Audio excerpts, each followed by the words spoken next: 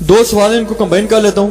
ایک تو یہ بتائیں کہ یہ جو جمہوری نظام ہے اور اسلام ہے، بعض لوگ کہتے ہیں جمہوریت نیرا کھلا کفر ہے، یہ کھلا کفر ہے، ووٹ ڈالنا بھی کفر ہے. اور دوسرا یہ جو جماعت اسلامی ہے، اس کی جو مولانا مودودی کا جو فیصلہ تھا کہ اس میں آئے، اس پہ سنے بڑے بڑے لوگ اس سے الگ ہوئے. اور بعض لوگ یہ کہتے ہیں جی کہ مولانا مودودی جو تھے کھلے پاکستان کے مخالف تھے. بعض کہتے ہیں یہ جھوٹ ہے، تحریک کا سب سے بڑا جھوٹ ہے. نہیں، پہلے مخالف تھے، بعد میں ساتھ ہو گئے. نہیں، پہلے تھے مخالف. ہاں مخالف تو بعض لوگ کہتے ہیں یہ بہت بڑا جھوٹ ہے تحریک کا.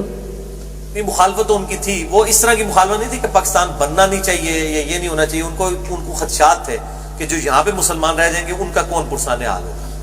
اور ان کی للہ یہ تھی کہ جب پاکستان بن گیا، ان کا ونس ٹھیک ہے یہ بن گیا ہے، تو اب ظاہر ہے کہ وہ پاکستان ہی ہجرت کر کے آگے تھے، یہیں رہے، تو وہ کوئی اس اعتبار سے ان کا کوئی مسئلہ نہیں ہے.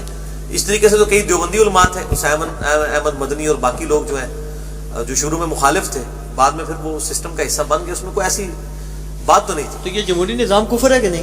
جمہوری نظام جس کو کفر کہا جاتا ہے، اس میں تو جو قانون ہے وہ اکثریت رائے سے بنایا جاتا ہے، کہ یعنی اکثریت کہتی ہے کہ جی جو ہے وہ ہومو سیکچولیٹی جائز ہے تو وہ مان لیا جائے، تو یہ جمہوری نظام کفر ہے. اس طرح کا جمہوری نظام اگر حلال کے دائرے کے اندر ہو کہ مثلا میں نے افطاری میں آپ کو شکنجی پلانی ہے، روح افزا پلانا ہے، جامع شریف پلانا ہے، پیپسی پلانی ہے، دودھ سوڈا پلانا ہے، اس کے اندر ووٹنگ کر لیتے ہیں حلال کے دائرے کے اندر.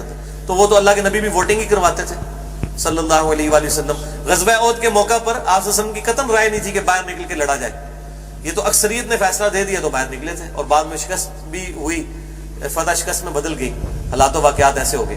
تو اکثریت کی رائے سے فیصلہ ہونا حلال کے دائرے کے اندر، اکثریت کی رائے سے. یہ نہیں ہوگا تھوڑا سا ووٹ سب کی برابر ہوگی. جو بیسک نیڈ ہے نا وہ ہر بندے کو سمجھ ہے. ایک ان پڑھ کو بھی سمجھ ہے کہ میرے لیے کون سی چیز بینیفیشری ہے.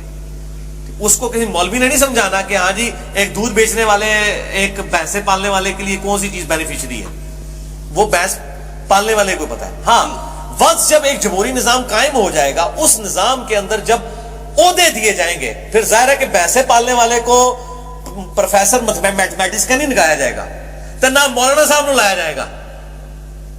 ٹھیک ہے نا. پھر میں پوچھا گا ہاں جی ووٹ ہوں میتھمیٹکس دے پروفیسر دی ایک تے دو دے برابر کرا یا تہاڈی کرا، کیونکہ تہاڈوں تو میتھ نہیں آندی. اس طریقے سے ایک عالم دین جو دین سکھا رہا ہوگا وہاں پہ پوسٹ کو لگا، اس حساب سے تو پھر جس کی پوسٹ ہوگی اس کو ملے گی.